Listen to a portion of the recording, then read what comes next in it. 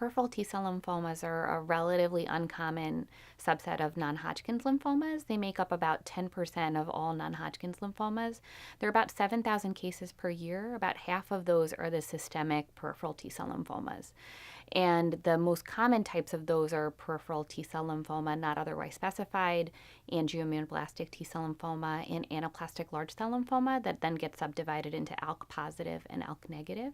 The anaplastic large cell lymphomas are identified by both their histologic appearance as well as they always express the protein CD30 on the cell surface.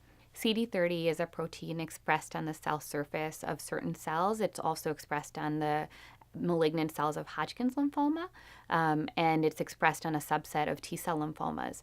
Anaplastic large cell lymphoma always expresses the protein CD30, but about a third or a fifth of cases of peripheral T-cell lymphoma NOS or angioimmunoblastic T-cell lymphoma also express CD30. And the way we check for that is by immunohistochemistry. Sometimes by flow cytometry, you can also check for CD30, but most conventionally, it's been done by immunohistochemistry.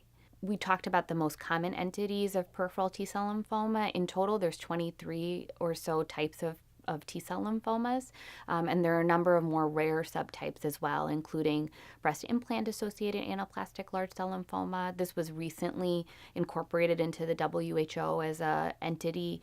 The other changes recently in the WHO classification was a separation of an entity called enteropathy-associated T-cell lymphoma into two different groups, enteropathy-associated T-cell lymphoma and mucosa enteropathy intestinal T-cell lymphoma, which are now two separate categories. These were previously called EDL type 1 and type 2, so those were also recently reclassified.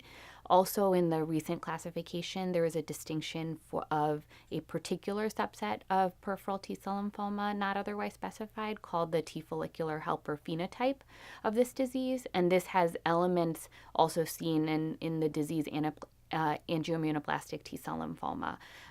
The reason why this is becoming important is we're learning that different subtypes of T-cell lymphoma might be more sensitive to certain types of therapy, and we're exploring new therapies that are probably more subtype specific than was previously done.